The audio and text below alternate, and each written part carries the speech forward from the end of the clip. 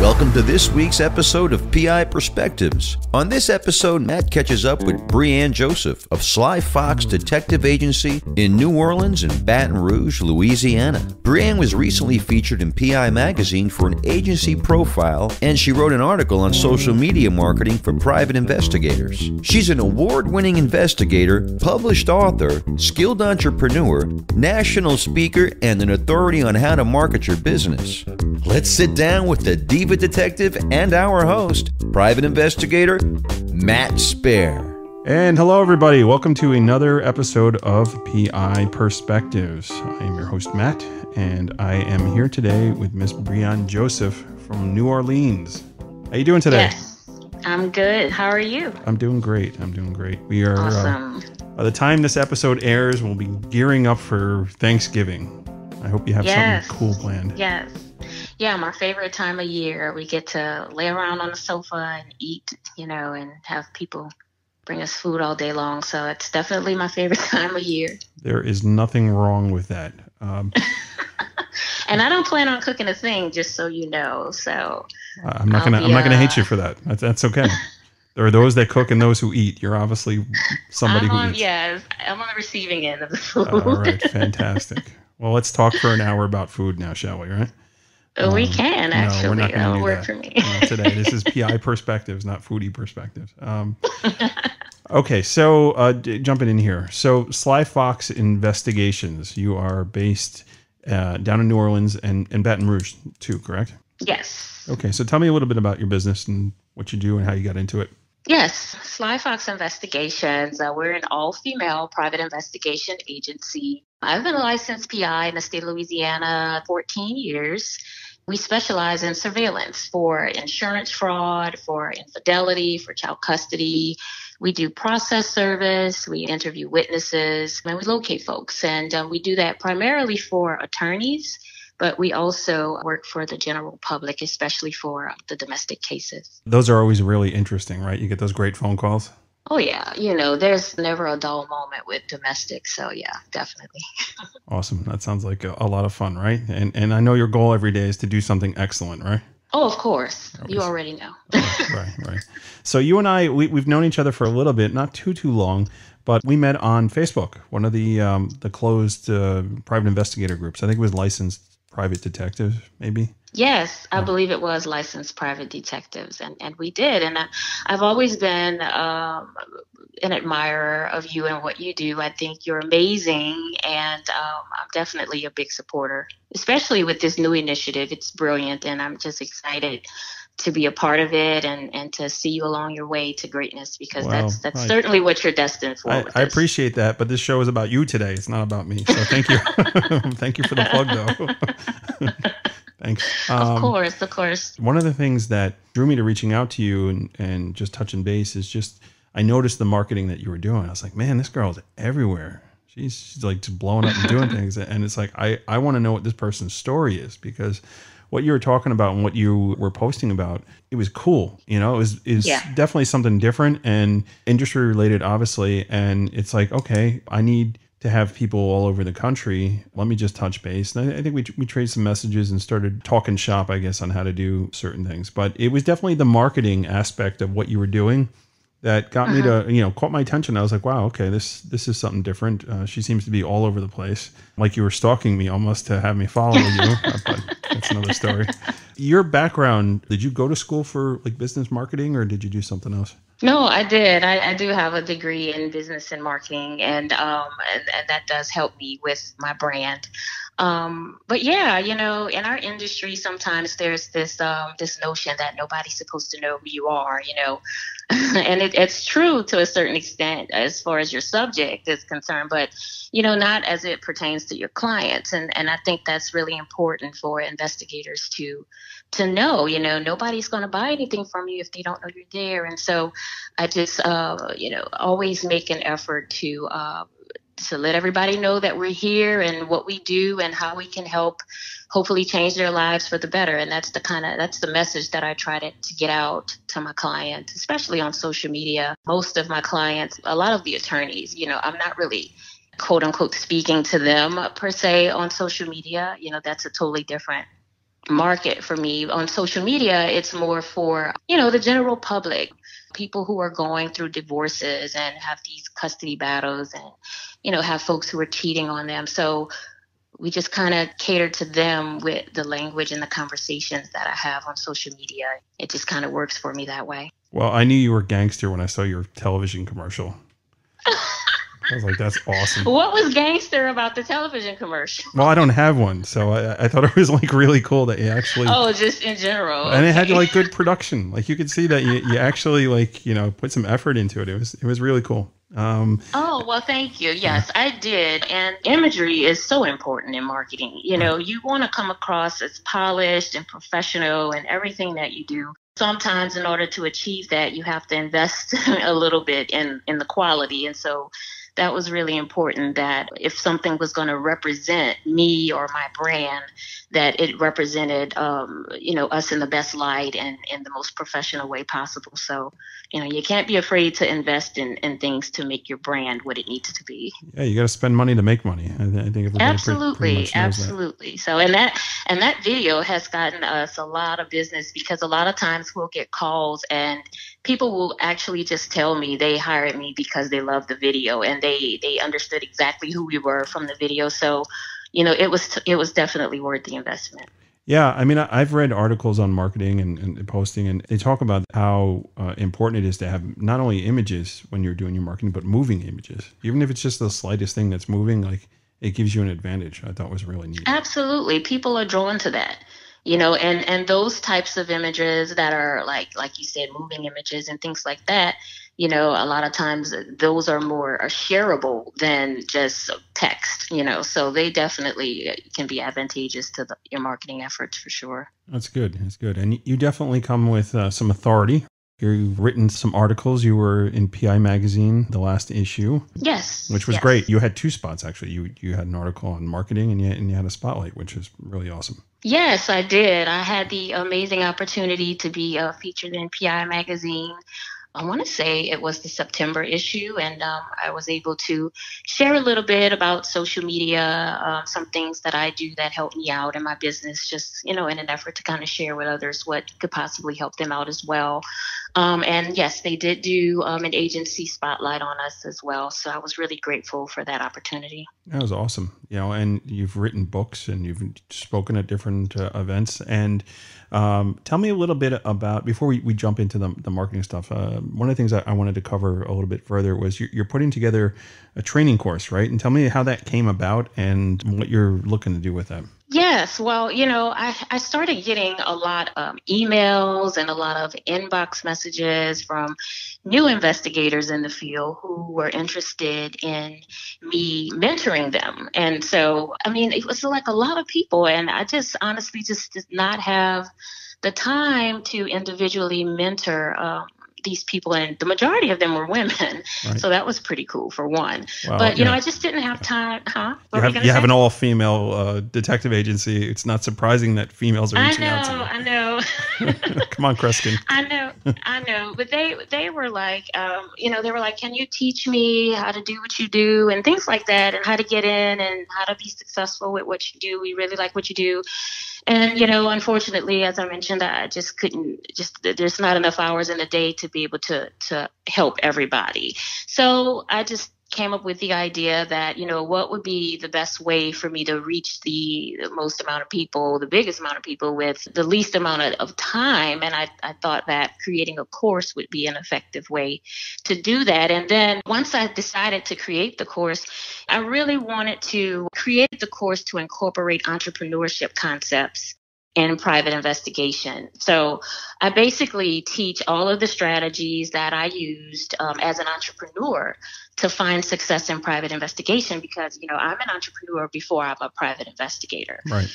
And so I created this course to shorten the learning curve for the new investigator. So that's how it came about. And that's my intention for creating the course, because a lot of things I did starting out, I did with trial and error. So I do have an idea of what works and what doesn't work as far as marketing is concerned.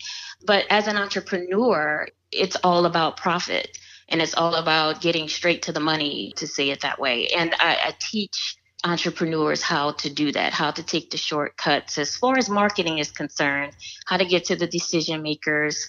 I teach what I call smart marketing, and I'll basically be covering everything from mindset mastery and to creating effective strategies to be seen by your target audience, whether that's through securing in-person meetings or securing media attention, because I've done very well with drawing attention to my brand and securing a lot of national attention. I've been in Essence magazine. I've been able to secure television spots and radio and just kind of become a media magnet to a certain extent. And it's not haphazard, A lot of the things that I'm able to do, pretty much all of the things I'm able to do are a direct result of strategy and implementation of the strategy. So I teach in that course how to do those things effectively so that they'll be able to get to those paying clients, even if they're unknown or have very little experience, which is what I had when I first started out. I was unknown. I didn't have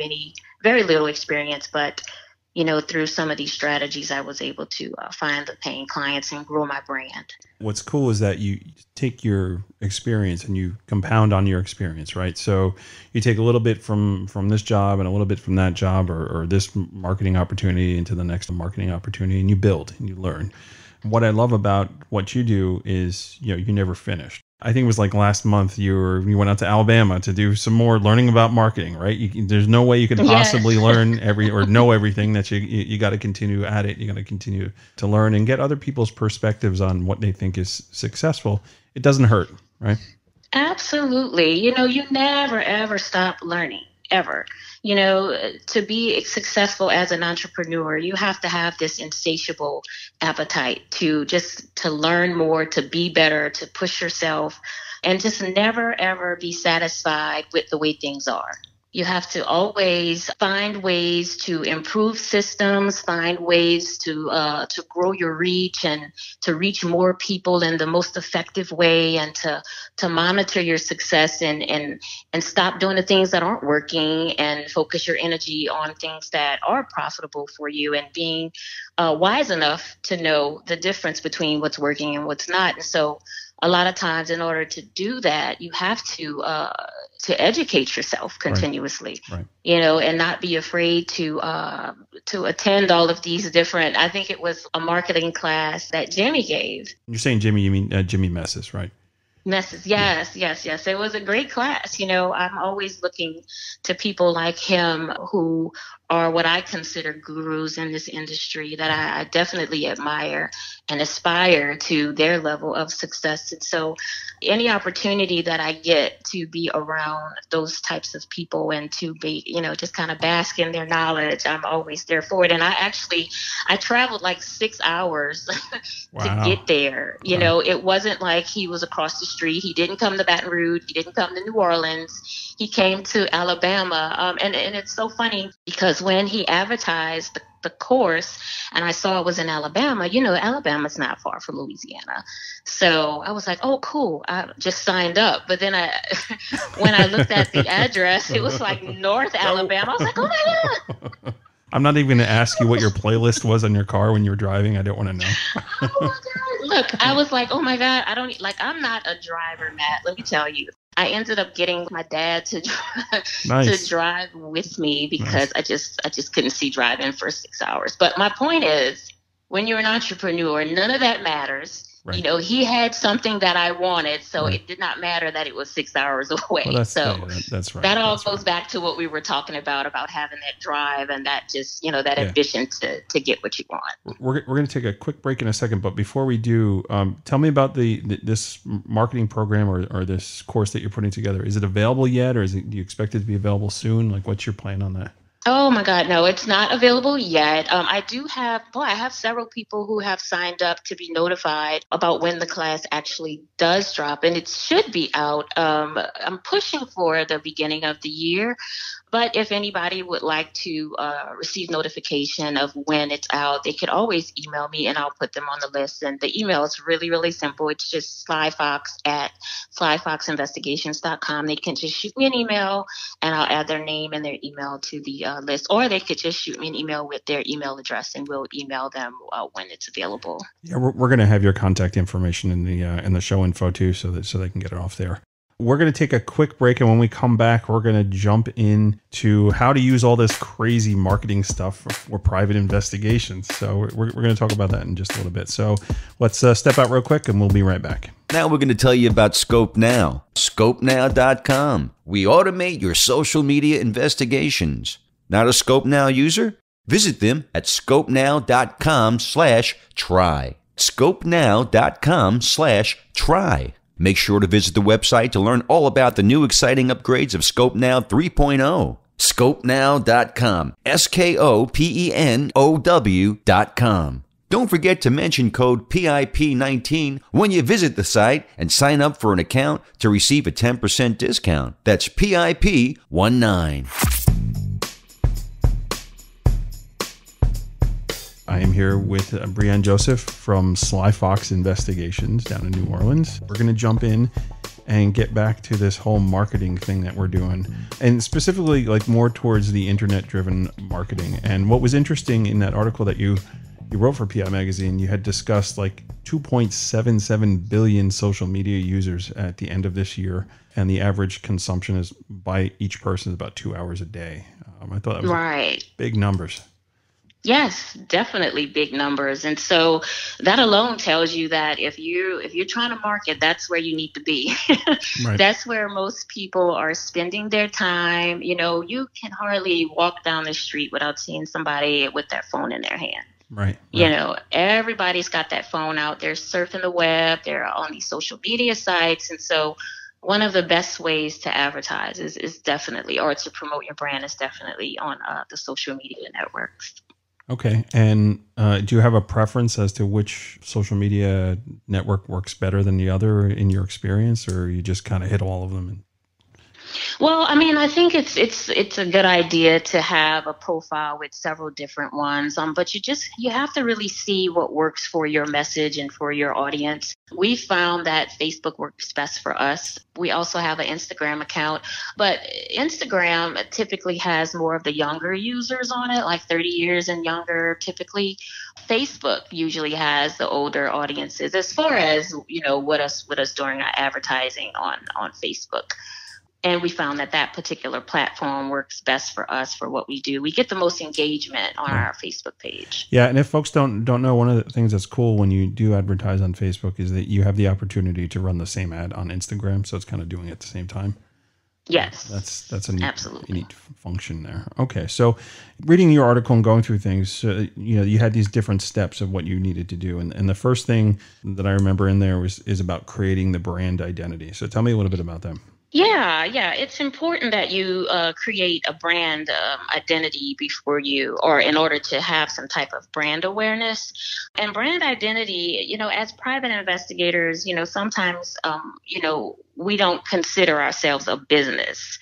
You know, a lot of private investigators, they really don't consider themselves or operate as a business. They'll just get some business cards made or something like that and just pass them out and think that's just the end of it. But, you know, you really have to have a polished look and feel to your brand. And at the very minimum, you have to have, of course, a business name, but, you know, try to get a logo or, you know, a list of your services and things like that. At the very minimum, you know, to try to establish yourself as a business. So, you know, once you do that, that's the first step to creating brand awareness. But brand awareness is just the ability of you to have people be familiar with who you are and what you do. And so it's important to at least establish that small part first. Yeah, and I think it's important that you brought that up because there are so many different things we as investigators can do. So it's almost like you have to decide what type of investigator do you want to be, right? Do you want to be family issues, matrimonial stuff? Do you want to work for insurance companies? Maybe motor vehicle accidents are your thing. Maybe you want to do asset location. Maybe you're an accountant. You want to do fraud examination. There's so many different avenues. And when I meet people who are just starting up, I always tell them, try and find like 5 or 6 things that you're really good at and just stick to that. And you'll get the phone calls for the other stuff, but network, and meet people that can handle those needs, because they'll do a better job at it and they'll make you look good. You'll get a little money out of it because hopefully they're giving you a referral on it, and everybody wins. Yes, absolutely. And I was a guest speaker at the Baton Rouge Community College Private Investigators course over the summer.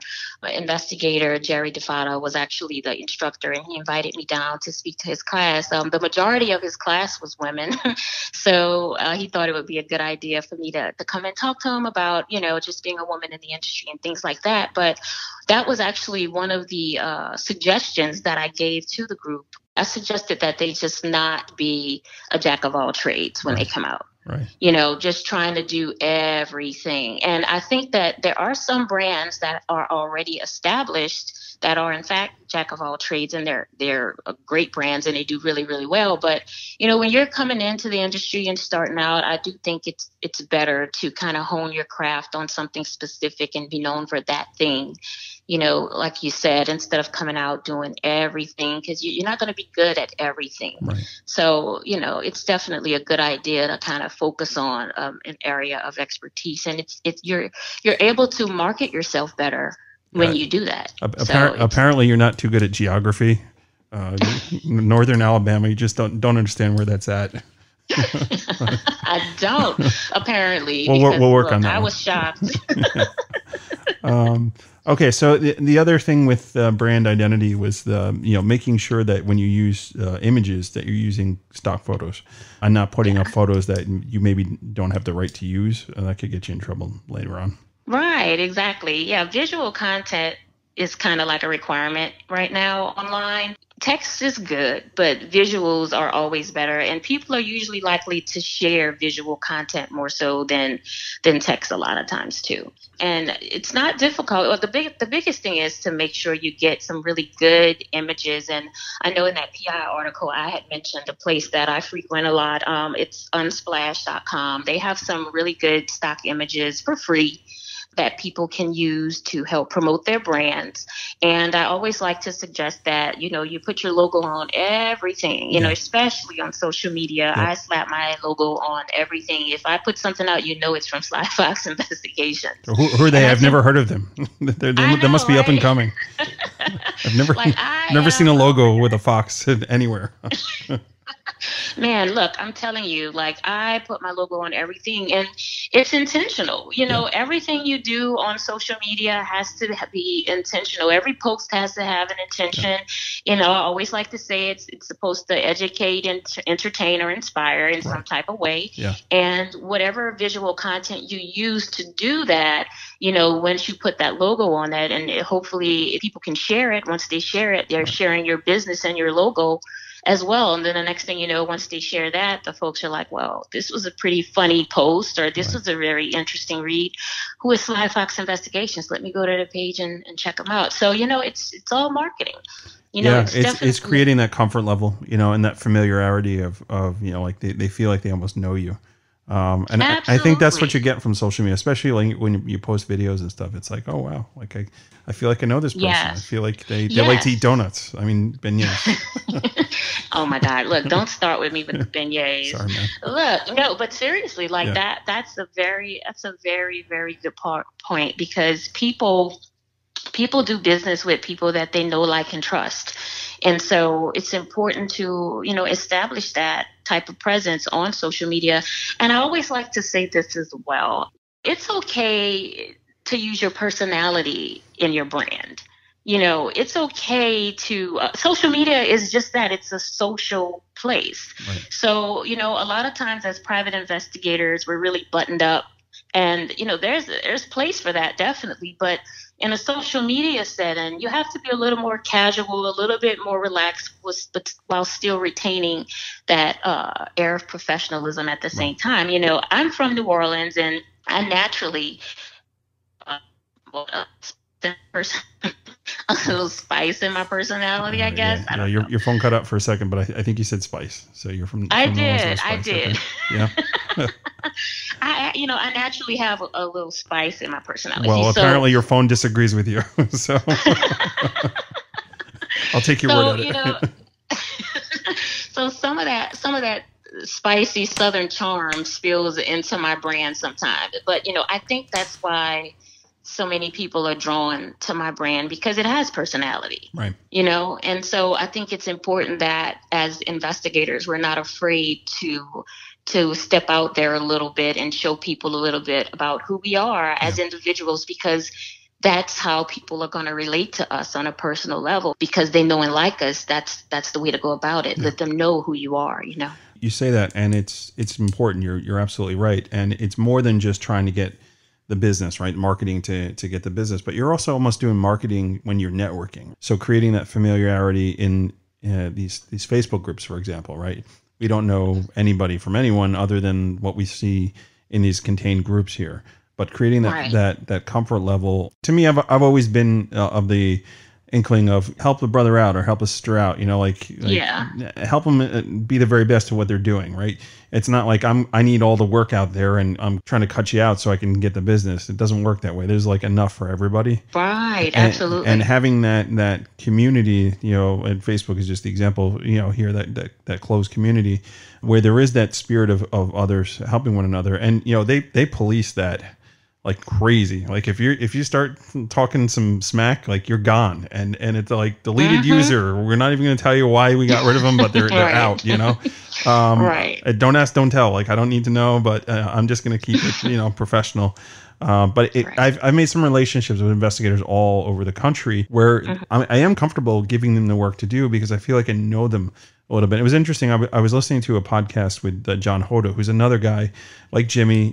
These are the people that marketing wise, they've been doing it for so long, and they're national treasures. Right. So he was talking with Bert Hodge in a recent episode, and he was just covering that. Just the familiarity of being able to give an assignment to somebody that you kind of know. And he was like, back in the day before there was social media and before there was marketing, you had to go to 6 hours to Northern Alabama to go down and sit with somebody so you could meet people, to network and cover those areas. Exactly. So now we just get to take the spirit of that and go online and do it. So it's important that, when you're marketing, not only are you marketing to get business, but you're also marketing to grow your business through your network of potential investigators to do business with.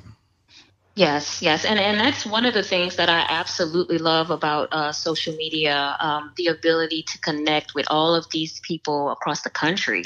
When I first started, I was not as into networking on social media as I am now. I don't believe you. I don't believe you.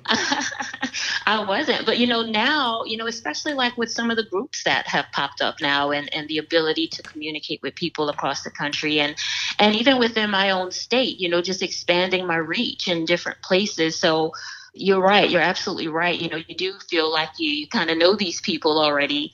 And you have these relationships with them. And a lot of times you'll end up visiting these different cities and you're meeting up face to face with these people and you become, lifelong friends. And it's the most amazing thing, and the most amazing opportunities can come from that as well. So one of my favorite things about social media as well. Yeah, I love to go to New Orleans to get Mexican food, apparently. Fantastic. Oh, you know what? Don't even talk about that. I could not believe you came to New Orleans to get Mexican food. Like I stand by my choices. I can't believe you do. Yeah, really? Yeah. Mexican food in New Orleans. You got to do it. Come on. You got to do it. Come on. All right, we're getting back on topic here. I know. So, getting back on this stuff, the third part of this, because I think we covered the distribute, which was the number 2 part. So the third part is being authoritative, right? So it's important that when you're talking, that you're educating and informing, as opposed to giving a pitch. Like, here's not why you should give me the business. Let me tell you how knowledgeable I am or how I would solve this problem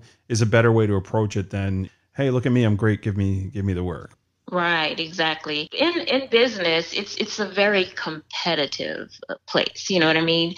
And private investigation is just no different. It's very competitive, and to be at the top, you have to showcase your expertise and show people that you actually know what you're talking about and that you can actually help them. One of the ways that you can definitely do that is to provide some type of thought leadership on things that educate the general public, talking about current events and giving your take on it. But more importantly, educating prospective clients, and a great way to do that for me, we have a blog on our website where we talk directly to the audience that we're trying to get business from, which, would be the domestic clients. And it's important that if you're going to have those types of conversations and establish that authoritative presence, that you provide value to the people that you want to get the business from. So you can do that by answering questions. What are the things that are bothering them, that's keeping them up at night? How can you alleviate those pain points for them,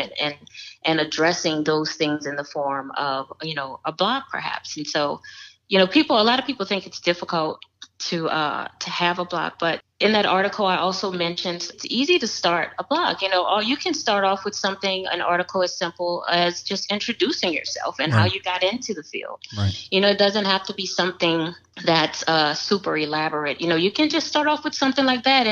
And then perhaps the second post could be something as easy as how to hire a private investigator or what to look for in a good private investigator. It doesn't have to be something that's super deep. You know what I mean? Right. It could just be something really easy and just answering questions. But that's a great way to get started and to showcase your expertise, starting a blog and things like that. But not only that, taking that how to be a good private investigator, or the things that you should do as an investigator, and then taking that and marketing that to your attorneys. So that's like one of the things that I do, like especially with this podcast, so, I'm marketing it like crazy to my clients, because I'm saying, like, this is what a good investigator should be doing. Like, these people that you're hearing talking, like the cell phone forensic expert or the data expert. But like, if your investigator is not working with those types of people, you need to ask yourself questions. Am I using the right person, right? If your investigator isn't doing that, continuing education and striving to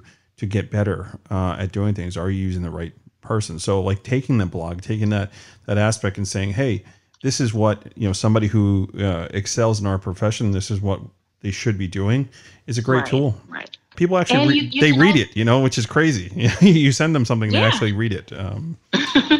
Yeah, they do. And, the great thing about that is once you create that content, you can repurpose it. Right. You can take chunks of that blog post and post that on social media as different bullet points and elaborate that, or create engagement by asking questions that pertain to some of the content in the blog that you wrote. So that's the great thing about, creating that content. You can always repurpose it, put it on social media, put it on marketing materials that you want to mail out. So there's so many different things you can do with that material once you create it. Yeah, and it's out there. It's in perpetuity, right? So, absolutely, that's also free, free advertising. When you get published, when you write an article, when you post something online or have a news article written about you, that is free advertising. That's up there forever, and you should always be using that stuff to the best of your ability.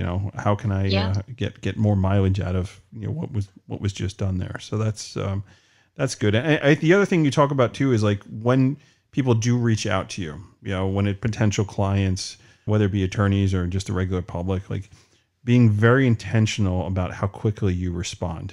Even if it's just like someone responding to one of your posts, one of the things I've noticed is that you are very quick to put a comment back in when somebody writes a comment on something. Yeah. And I know that's intentional on your end, and that's important. You want to engage and show that you're paying attention to this particular person, what they have to say, right? Oh yeah, that's so important, because it's the point is you want to have a conversation with your audience. You want to talk to them, and so if they're gonna take time, if someone's gonna take time out of their day to respond to something that I post on my business page, as a business person, I want to respond to that. I want to engage that person. I want to let them know that, hey, I heard you. Let's talk about that. What do you think about this? Not only is it always a good idea to respond quickly, but when you have that type of relatable content that people want to respond to and you respond back to them, they remember that. Yeah. And that all goes to your brand personality and them knowing you and liking you. Right. And they become an advocate for you. So like, oh my God, maybe they're not your client, but maybe their cousin is your client, because you treated them so nicely. It's funny. I have a personal injury client of mine. He's one of my dear friend. We've been doing business together like 15 years. Right. And we share office space. So sometimes I'm there, in my cubicle doing my thing. And, I hear the calls that come in, the ridiculous calls that come in for potential clients. And this guy is the most patient person in the world. I'm like, I don't know how you do it, man. Like, to me, it's like, and it's a New York thing, right? You got to cut people off and just keep it moving. I don't have time for this garbage. This guy, oh my God, he even does it with telemarketers, man. He's on the phone for like 3 or 4 minutes with telemarketers. I'm like, how are you doing this? And he's like, you would be surprised how much business I get just by taking the time to talk to somebody and just letting them tell their thing. He goes, it may not be a case now, but the next time they have a case, and that could be a huge case, they're going to come back to me because of the way I treated them, and they remember. So creating your army of advocates, right? That's a good way to put it, right? People that are out there. That you can steal it. I'll give that to you. You can put it in your book. Yeah. No, it's true. It's so true. I have so many people that just sing my praises and promote my brand that I have never met before, that they're just excited about my brand just because of the interaction that I have with them and just through social media. So it all comes back to you. Yeah. And it's neat to see it work. This episode is brought to you by Satellite Investigations in New York City. Satellite Investigations is New York's leading investigation firm since 2005. Check out the newsletter archives for previous articles and publications. Matt is also available to be booked as a speaker for your association or conference events. You can visit their site at satellitepi.com, SATELLITEPI.com for more details. Back to Matt and his guest, Brianne Joseph. I guess we're getting close to wrapping up here, but before we do, just again tying in the state associations and making sure that yes, you're doing your online marketing, but you need to do the marketing in person as well. Like how important that really is. Definitely. Definitely. Nothing's more important, like as far as like the face-to-face as well. Social media is definitely an amazing way to advertise, but it's only one tool in your arsenal. You know what I mean? Right. It's just one thing. That's not the only thing. Right. So that in-person interaction is definitely important as well. So mailing the postcards out and all of that other type of thing, all that other type of stuff works well. In addition to the social media marketing. So we definitely want to still do all of those different things, and it just kind of just depends on your audience and who you're trying to reach, and trying to get those decision makers and things like that. You have to do all of those different things to be successful. Right. Do you ever reach on your clients it's on your website, you have a few testimonials, but do you ever go and solicit that and then repost it on your sites at all or not? I do. All right. So I got a question for you. So how do you ask for that, right? How do you ask your client politely to give you a testimonial? You ask. That's it. Okay. Like if seriously, that's what I do. Like, for example, if I do a great job on a case and my client responds through an email and says, oh my goodness, Bree, thank you so much. We love it, blah, blah, blah. Then my response to that is, thank you. I appreciate that. I'm so glad you love the work. Would you respond to this email with a testimonial for me saying, what you thought about it? And most of the time they will do that. Or I'll ask them, can I quote you on that? Or can I, or something like that. So I just ask. And right then, and that's the most important part of getting a testimonial. It's got to be right there on the spot where the where the still feeling love you. is Yes. there. Yeah. Before they lose that loving feeling. Yeah. Before they lose the warm and fuzzy feeling you gave them. So, but no, that's the key. When this is what I do too. It doesn't even have to be through email. Like if I go to a client's office and I hand them a report or footage, just a client that I'm really, really cool with, or or, or whatever. I'll go there and I'll talk to them. And the moment they start saying something good about it, then I'll say, hey, can I quote you on that? Or, hey, look, let me write that down. You said what? I said, because I might use this. It's just a way to do it. And if they're happy with what you do and happy with your results, 95% of the time they won't mind. Now, I've got some clients who just don't want to do things like that, and that's just their personality for who they are. I'm sure there's some NDA stuff too that you can't talk about, right? Oh yeah, definitely. You have some, but the thing about it is you can't make assumptions about that when you're marketing. Right. Or trying to market. You can't make assumptions about who's going to say what. It doesn't cost anything to ask. Right. And worst case scenario, they'll say no, you'll still live and go on another day to try to work more cases. It's not the end of the world if they tell you no, but you have to ask. That's the biggest thing. We're so hesitant to ask for things that we want, because we always think worst case scenario. We don't want to get embarrassed or something silly like that. Right. You know what I mean? You got to get over that. You got to get over yourself. You have to think about the end result. What are you trying to get from this? Why is it important that you get this testimonial so you can get more clients? Right. And you won't do that unless you have the guts to ask for what you want. That's a good point. That's definitely a good point. Never being afraid to do that. It's almost like never being afraid to raise your rates when you need to raise your rates. Never being afraid to push your business when you need to push it is always important too. So. Yes. A lot of us, we come in as investigators and we don't charge a lot because we're just trying to get the work and we just sell ourselves short sometimes. Worst thing you can do. Worst thing you can do. Absolutely the worst thing you can do. Never ever apologize for your rate. We're professionals, most of us anyways, allegedly. And that comes at a price. And when you have those conversations, even marketing wise, when you go in a sales meeting or whatever, and someone's asking about your rates, you don't apologize for it. And you say, listen, you're not paying me to tap numbers into a database and pull something out. You're paying for my domain knowledge, right? My expertise within the field, right? I've been doing this. I mean, my cumulative experience is, around 24 years. So, I kind of have an idea what I'm doing. There's a premium to that. Right. I'm not just right. Yeah. Right? And that's what I tell people. You're not paying for the hour. You're paying for the value that I bring to the hour. Right. Yeah, definitely. That's what you're paying for. Yeah. My expertise that I bring to this hour is what you're paying for. Right. So you definitely have to charge what you're worth. There's no way around that. Okay. So let's do some more marketing here for you. How do people get a hold of you if they want to hire you, or they want to pick your brain on how to do stuff, or they want to do the you said the email already for the course, but give me all your handles because I'm sure you got quite a few. So let's take a few minutes here and talk about how people reach you. Well, I have that many. No, but it's if you want to learn more about our brand and reach out to us, we are Sly Fox Investigations, and our website is www.slyfoxinvestigations.com. My email I mentioned before is slyfox@slyfoxinvestigations.com. You could reach us on Facebook, facebook.com/slyfoxinvestigations.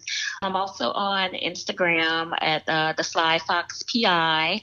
You can reach us there as well. But those are the main ways to get in touch with us. And you're not on MySpace? No? No, that would be a hard no. No, I'm not. Really? So are you on MySpace? Do you know who Tom is? Tom? Okay, if you don't know who Tom is, you're not on MySpace. Oh my gosh, I have no idea who Tom is. Okay. I don't know who Tom is. Yeah, that's a good thing. Do I need to know who Tom is? No, you do not need to know who Tom is. Yeah, so Twitter. Are you on Twitter at all, or not really? Twitter, yes, the Sly Fox PI. Yes. Okay. All right, cool. So that's the big ones there. So the main ones. The main ones, right? And you're actually going to be on another podcast. By the time this plays, it'll be coming up right after that, right? So you're going on Francie Kohler's PI Declassified, right? Yes, I am. I will have the pleasure and privilege of being on that podcast. I want to say it's December 8th or 5th or 8th. I have to confirm that, but it's definitely next month. And I'll be talking about marketing and other things like that, on her podcast as well. so excited to be a part of that, and totally looking forward to that experience. Yeah, as well. she's great. That's how I got the bug, going on there Oh, yeah? about a year ago. It's it. So look at me. This is your future. Well, I don't think you're so amazing with this. I can't imagine. All right, enough. The show's over. Stop. We're done. No, seriously. Thank you. Thank you for taking the time and being on here. And listen, we got the whole New Orleans thing going here. We did it on the phone and it worked out. So Yes. this was good, and I hope you come back soon, even just to join me from time to time if you're around. I will. So this was great. Again, I hope this was educational for everybody, and tune in for the next episode, guys. So take care, and we'll talk to you soon. Thanks for checking out this episode. Be sure to keep a lookout for Brianne's training course. You can reach her on Facebook and Instagram at Sly Fox Brianne Joseph, or on Twitter at the Sly Fox PI. Tune in next week when Matt welcomes Helena Radchenko from Hack and Rose Law Firm. They discuss attorney-investigator relationships and how to build a CLE program. Make sure to rate us 5 stars at Apple Podcasts, leave a comment or review, and share this episode with a friend. On behalf of Matt Spare, thanks for downloading and subscribing to PI Perspectives.